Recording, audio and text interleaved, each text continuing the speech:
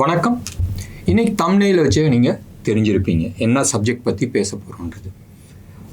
இது பேச வேணான்னு நினச்சா இது பேச வேண்டிய ஒரு சூழ்நிலை ஒன்று. ஏன்னு சொன்னால் சப்போஸ் இந்த ரிப்போர்ட் வருதுன்னு வச்சிங்களேன், OCCRP யார் இவங்கன்னு சொன்னால் organised crime and corruption reporting project. இதான் அந்த கம்பெனி பேர். இதுக்கு யார் பேக்கிங் சொன்னால் ஜார்ஜ் சோரஸ். சரியா? ஜார்ஜ் சோரஸ் உலகம் பூரா நிறைய விஷயங்கள் பண்ணியிருக்கிறாங்க. ப்ரோக்ராம் தொடர்ந்து பாருங்கள், உங்களுக்கு ஃபுல் டீட்டெயில்ஸ் தெரியும். ஜார்ஜ் சோரஸ் இந்தியாவுக்கு அகெயின்ஸ்டாக சில அட்டம்ப்ட்ஸ் பண்ணார். அண்ட் இந்தியாவில் நிறைய விஷயங்கள் தெரியாத விஷயங்கள் பண்ணியிருக்கிறாங்க. அண்ட் இந்த இன்ஃபர்மேஷன்ஸ் எல்லாமே இன்றைக்கி டேட்டில் ஆன்லைனில் அவைலபிள் இருக்குது. நான் அந்த டீட்டெயில்ஸ்க்குள்ளெல்லாம் நான் போகல, பிகாஸ் நிறைய அரசியல் இருக்குது, நிறைய மதவாதம் இருக்குது. நான் அந்த டீட்டெயில்ஸ்லலாம் நான் உள்ளே போகலை. இன்னைக்கு இந்த விஷயத்தில் என்ன நடக்குதுன்றது நம்ம பேசிக்கலாம். அதாவது ஒரு ஸ்டேட்மெண்ட் வந்திருக்கு, 2 நாளாக வாட்ஸ்அப்பில் போயிட்டுருக்கு. அண்ட் இது வாட்ஸ்அப் மட்டும், நீ வாட்ஸ்அப் யூனிவர்சிட்டியிலேருந்து நீ பேசுகிறடான்னு சொல்லாதீங்க. இது மீடியாலேயும் இந்த நியூஸ் வந்திருக்கு. அண்ட் இந்த சோஷியல் மீடியாலாம் வரத்துக்கு முன்னாடி மீடியா தான் மெயின். உங்களுக்கு தெரியும், இந்தியாவில் இருக்கிற மோஸ்ட் ஆஃப் தி அரசியல்வாதிங்க மீடியாவை தான் கண்ட்ரோல் பண்ணி வச்சுருந்தாங்க. அண்ட் மீடியாவை கண்ட்ரோல் பண்ணால் பப்ளிக்கை ஈஸியாக கண்ட்ரோல் பண்ண முடியும், அவங்களோட வியூஸை கண்ட்ரோல் பண்ண முடியும். இது சில ஆர்கனைசேஷன்ஸ் பண்ணிகிட்டு இருந்தாங்க. இப்போ இந்த சோஷியல் மீடியா வந்ததுக்கப்புறமா எல்லாமே ஓப்பன் ஆகிடுச்சு. ஓப்பன் ஆகிடுச்சின்னு சொன்னால் நீங்கள் கொஞ்சம் யாராச்சும் ஒன்று பேசுகிறாங்க சொன்னால், இப்போ நான் இந்த விஷயத்தை நான் பேசுகிறேன்னு வச்சுங்களேன். இப்போ நான் இந்த விஷயத்தை நான் பேசும்போதும் இது நான் சொல்கிறது உண்மையா இல்லையான்றது நீங்கள் ஆன்லைனில் போய் சர்ச் பண்ணால் உங்களுக்கு தெரியும். பட் இன்றைக்கி ஆன்லைனில் கூட சர்ச் பண்ணுறது கொஞ்சம் கஷ்டமாயிடுச்சு. ஏன்னு சொன்னால் சில இன்ஃபர்மேஷன்ஸ் ஆன்லைனில் ஃபஸ்ட்டு பிளான் பண்ணதுக்கப்புறமா தான் உங்களுக்கு நியூஸ் சேனலில் அந்த நியூஸ் எல்லாமே வரும். ஸோ நீங்கள் நியூஸ் சேனல்காரங்க சொன்னது கரெக்டாக சொல்லிட்டு நீங்கள் ஆன்லைனில் போய் செக் பண்ணி பார்த்தா ஆமாம் கரெக்டு இங்கே தான் வந்துச்சுன்றது வரும். பட் இன்றைக்கி டேட்டில் வெரிஃபிகேஷனுக்கான மெத்தட்ஸ் எல்லாமே இருக்குது. ஸோ போடுற இன்ஃபர்மேஷன்ஸ் கரெக்டாக இல்லையான்றதை நீங்கள் வெரிஃபை பண்ணலாம். February 20 நம்ம அதானிக்கு அகெயின்ஸ்டாக ஹிண்டல்பர்க் ஒரு ரிப்போர்ட் கொடுத்தாங்க. இவங்க இந்த மாதிரி தப்பான விஷயங்கள்லாம் பண்ணியிருக்கிறாங்கன்றது. அவனுக்கு என்ன அவ்வளோ அக்கறை? சரியா? நான் அவனுக்கு நான் சப்போர்ட் பண்ணல, அதானிக்கு நான் சப்போர்ட் பண்ணல. எனக்கு அதானியோட பே லிஸ்ட்டில் இல்லை நான். சரியா? அந்த ஆர்கனைசேஷனுக்கு அதானிக்கு அகெயின்ஸ்டாக பண்ணுறது எண்ணம் இந்தியாவை காப்பாற்றுற எண்ணம் கிடையாது. அவனுக்கு ஆதாயம் ஷார்ட். அவன் இந்த ரிப்போர்ட்டை மார்க்கெட்டில் போடுறதுக்கு முன்னாடி அவன் ஹியூஜ் ஷார்ட் பொசிஷன்ஸ் க்ரியேட் பண்ணான். ஓகே, ஃபுல் ப்ரோக்ராம் பாருங்கள். இன்ட்ரெஸ்டிங்கான சப்ஜெக்ட். நீங்கள் ஹர்ஷத் மேத்தா கேஸில் எத்தனை பேர் அந்த கேஸை படிச்சிங்கன்றது தெரியாது. நான் அட்லீஸ்ட் ஒரு 20-25 தடவை நான் படிச்சிருக்கிறேன். ஹர்ஷத் மேத்தா ஸ்கேம் ஆகட்டும், இல்லை சத்யம் சாஃப்ட்வேரோட ஸ்கேமு. இப்போ ரீசண்டாக 2 நாளாக பிரைட் ஸ்பாட் அந்த இது நடந்துகிட்டு இருக்குது. அந்த ஸ்கேம்லாம் எப்பயுமே இன் டீட்டெயில்ஸ் நான் படிப்பேன்.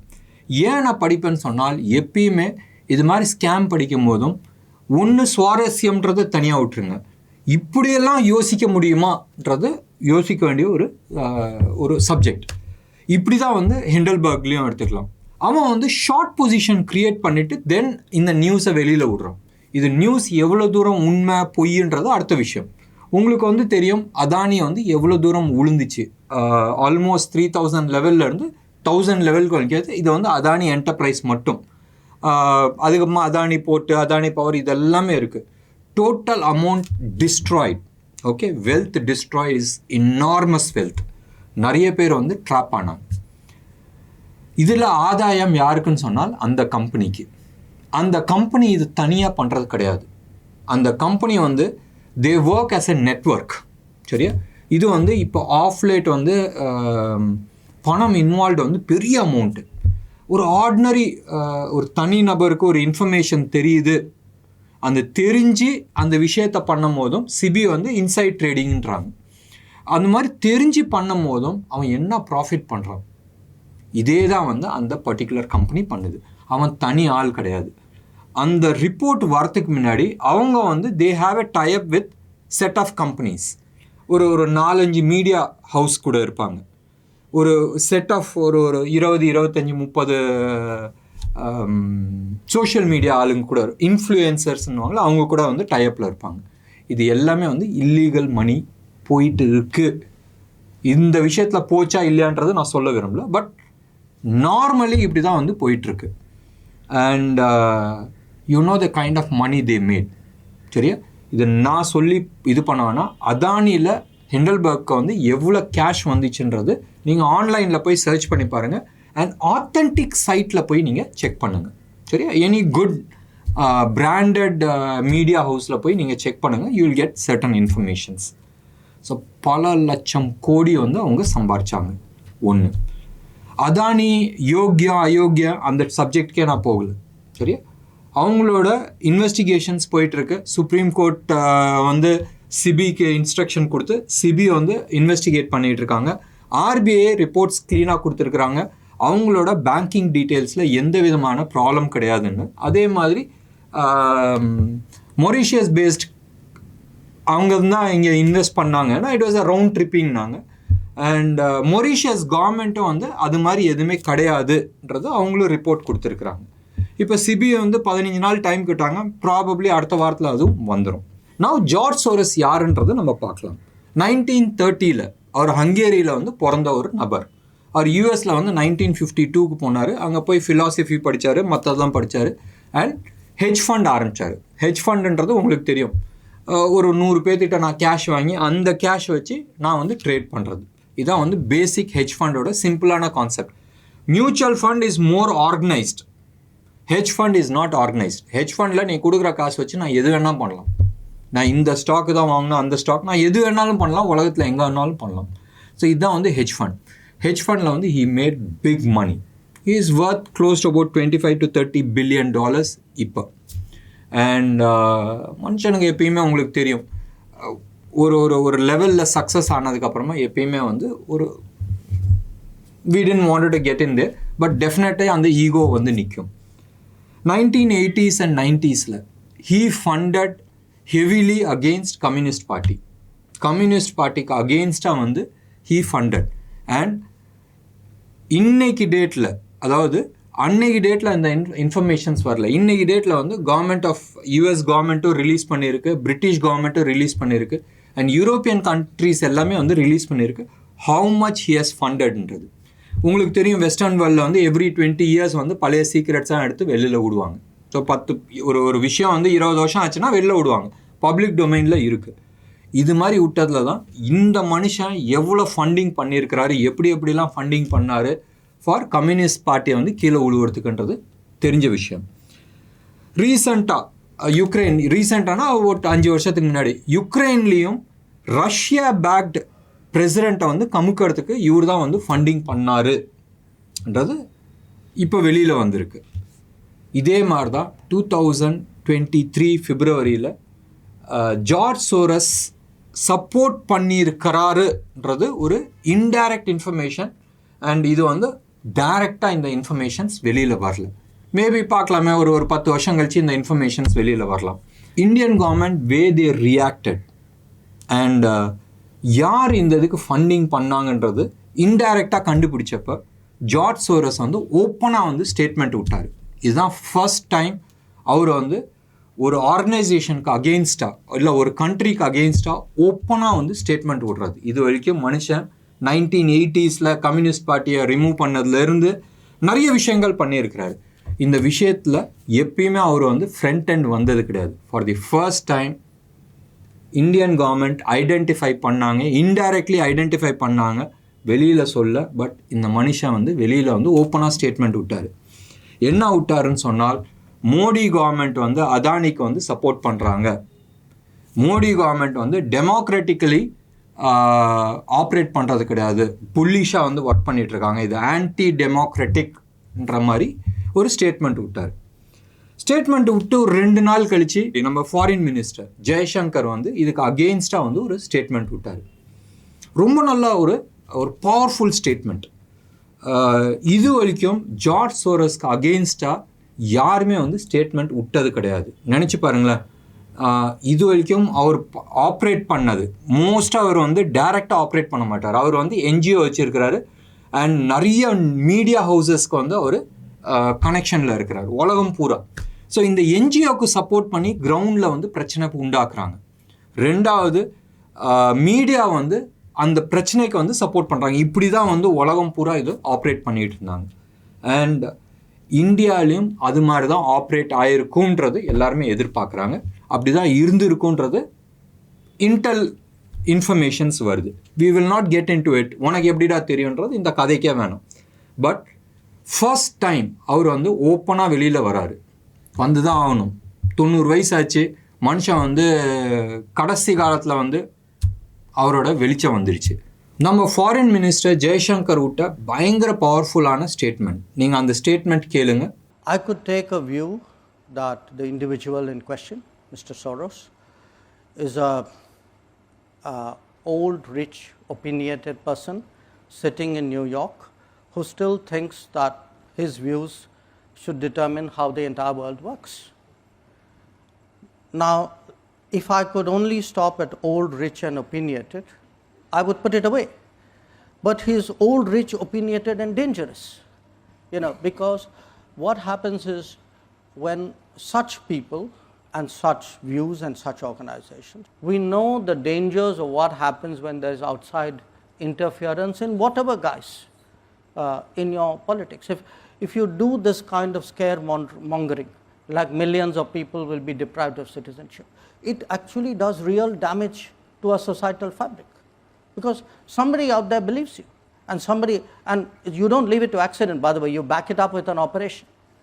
So you create that kind of fear psychosis, and then you use that to validate your original judgment. இந்த ஸ்டேட்மெண்ட்டுக்கு வந்து யதார்த்தமான தமிழில் நம்ம பதில் சொல்லணும்னு சொன்னால், ஒரு 90 வயசான ஒரு மனுஷன், அவன் நினச்சது தான் உலகம் கரெக்டு, அவர் நினச்சது மாதிரி தான் உலகம் நடக்கணும், அவர் நினச்சது தான் இருக்கணும்ன்ற காலம் போயிடுச்சு.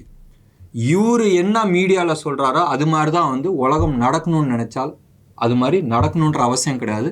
அவரோட சர்டிஃபிகேஷன் எங்களுக்கு தேவையில்லைன்ற இந்த யதார்த்தமான அர்த்தத்தில் தான் அவர் வந்து பேசினார். எந்த மனுஷனாக இருந்தாலும் நினச்சி பாருங்களேன், ஆல்மோஸ்ட் 1980s இப்போ ஒரு 40 வருஷமாக உலகத்தில் வந்து நிறைய விஷயத்த மாற்றினாலும் இந்தியா விஷயத்தில் வந்து மாட்டிக்கிட்டாருன்னு சொன்னோன்னே அவர் ஸ்டேட்மெண்ட் விட்றாரு, ஈகோ ஹர்ட் ஆகும். ஸோ இந்த ஈகோ ஹர்ட் ஆகுதுல டெஃபினட்டாக வந்து ஒரு ஸ்டேட்மெண்ட் வரும், இல்லை ஏதாச்சும் ஒன்று பெருசாக பண்ணுவாங்கன்றது எதிர்பார்த்தாங்க. இப்போ நம்ம மெயின் மேட்ருக்கு வரலாம். மெயின் மேட்ரு வந்து என்னதுன்னு சொன்னால், 2 நாளாக வந்து ஒரு நியூஸ் வந்துகிட்டு இருக்கு.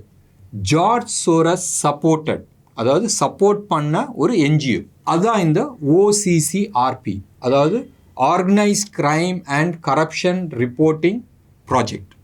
ஸோ இந்த ஆர்கனைசேஷன் மூலமாக அவங்க வந்து அடுத்த நம்ம ஹிண்டல்பர்க் மாதிரி ஒரு நெகட்டிவ் ரிப்போர்ட்ஸ் கொடுக்க போகிறதாக ஒரு பேச்சு.